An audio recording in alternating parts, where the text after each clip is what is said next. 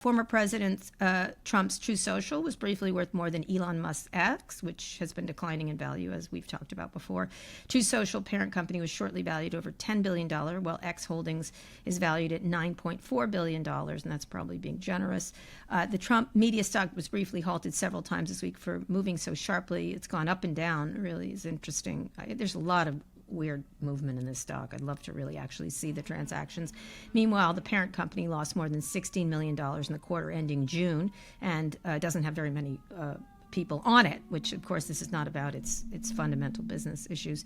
However, on Wednesday, Trump Social lost Trump himself lost $1.3 billion in net worth after the worst trading day ever for the company. We do disagree on why this is happening. I think there's a lot of gaming going on here, and I would love to see the logs. But say more about what you mean by that.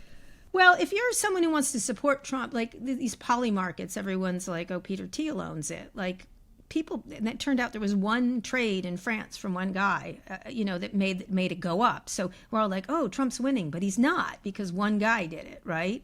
And so I worry this stock is being manipulated by Trump adjacent people, and who knows who they could be, to make it go up and down. I don't think this is a bunch of maybe it's Wall Street gaming the situation. It feels very gamed, like on some level, the way it's gone up, because getting away from the fundamentals of this company, which both of us absolutely agree is a piece of shit, right? It's a shit sandwich inside a shit, pie, whatever. It seems unusual that this is happening. I don't think it's popular sentiment. It's some other sentiment. And you think differently. It's an interesting thesis, and that is that if a stock or a poll indicates that Trump is likely to win, that it gives people confidence or incentive or momentum on the Trump side.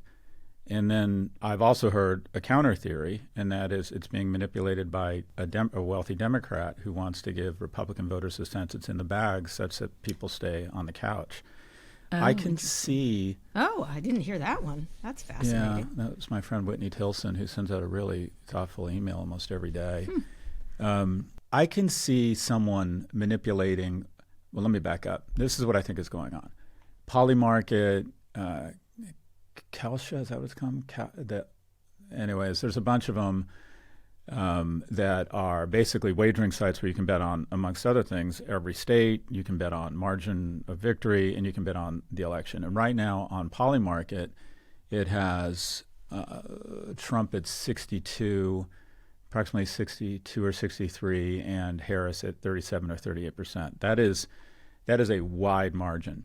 And I think the logical thesis, or the most obvious one, and kind of Occam's razor, I think the one that probably is correct, is that the kind of person that goes to a site and bets on an election is probably younger, probably more male, and those people skew heavily Trump. I mean, the majority of the data across the A-plus list polling sites says that it's pretty much a toss-up. Right. And so if you were a betting person, I mean, I'm actually thinking of doing this just for fun.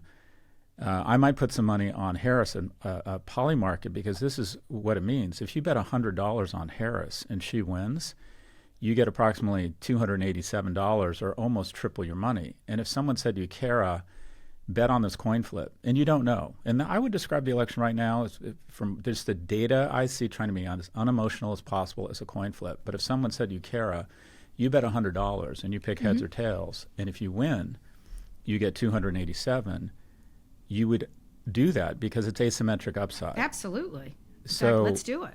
Well, that's actually what I'm thinking, because not that I'm hopeful, but I'm not that confident. I think it's literally a coin flip. But if on a coin flip you're getting $287, then again you have disproportionate upside. So I think the thesis that these markets are driven by who bets which way or the other, the most obvious explanation is that the people. It's like, do you remember when Floyd Mayweather fought Conor McGregor? I do not. Anyways, this UFC fighter, this whiter than white guy, red hair, Irish guy, who's actually not that great an MMA fighter. He's just very loud and obnoxious. That guy. He was in the movie with he did the Swayze.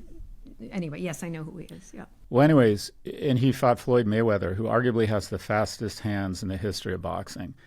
But the odds were much tighter because I think I think people still like the idea. I think there's some unconscious racism where people like the idea of the white guy beating up or winning beating the black guy. There's always, throughout the history of boxing, there's always a little bit of a bias for the white guy, the great white hope, so to speak. And the best bet, or the easiest bet, was on Floyd Mayweather fighting an okay MMA fighter that has never boxed before. Anyway, Did he my lose? point is, you're getting asymmetric upside to the notion of Who won that thing? I don't even know.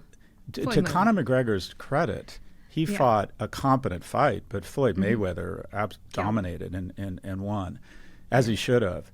But the thing that I don't think is being manipulated for Trump's favor is the stock, because the stock was almost at 100 a couple of years ago. It's been as low as 12. So I don't know if that's sending signals into the marketplace. Why couldn't 1 or 10? Listen to this. This is an interesting. Right. Fortune had a really interesting investigation, and separate investigations completed by the blockchain firms KS Labs and Inca Digital and shared exclusively with Fortune.